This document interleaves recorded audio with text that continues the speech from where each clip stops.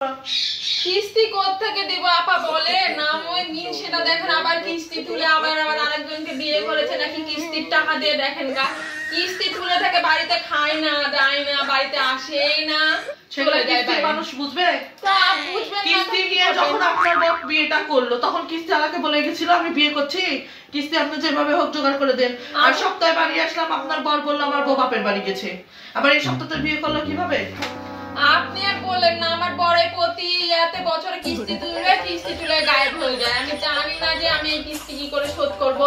আমি পারবো না ম্যাডাম, আমার আমি বড় স্যারকে ফোন দিচ্ছি। আমার তো আর করার কিছু নাই ম্যাডাম। বলেন, আমার স্বামী যদি এখন আমাকে কিস্তি তুলে দিয়ে পালায় চলে যায়, তাহলে আমি এই অসহায় মেয়েটা আমি কি করব বলেন ম্যাডাম? আপনি বলেন কোত্থেকে দিব আপা কিস্তি বলেন? আমি একটা অসহায় মেয়ে মানুষ। আচ্ছা, আপনার টাকা আমি জোগাড় করে দিব আপা। এই আপনাদের এই অসহায় জিনিসটা থামান তো। আপনারা কিস্তি তুলে নেন, আপনারা চা খাওয়ান, বাড়িতে আসলে পান খাওয়ান, এই খাওয়ান, ঠান্ডা খাওয়ান, খাওয়ায় আপনারা কিস্তি তুলে নিয়ে আপনারা এগুলো নাটক করেন। যেভাবে হোক দেন, না তো আমাদের স্যালারি থেকে চাপ পড়ে, তাড়াতাড়ি দেন।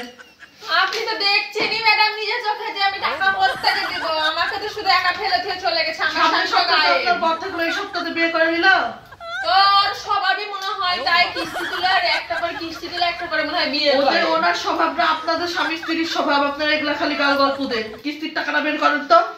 না ম্যাডাম, আমি কিস্তির টাকা বের করব।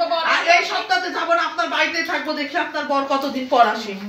আচ্ছা আচ্ছা, আপনি ব্যস্ত হন না, আমি জোগাড় করে দিবনি এর মধ্যে। তুতলা থামান।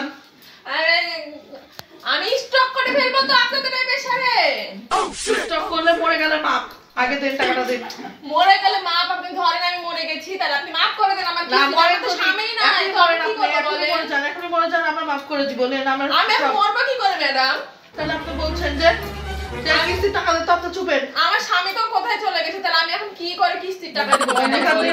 আপনার গয়না গাটি যা আছে বিক্রি করে সব দিয়ে লাগবে। আমার গয়না গাটি লিয়েই চম্পট দিয়েছে শালা। ঘর বাড়ি বেঁচে দেন, যা আছে সব বিক্রি করে দেন। যা আছে আমার তো এটা ভাড়া বাড়ি, কিস্তি শোধ করে দেন। আর কিস্তি শোধ করতে পারবো না ম্যাডাম। আপনি হলো আমি যেদিনকে মরবো সেদিনকে আপনি কিস্তি আপনি মাফ করে দিন।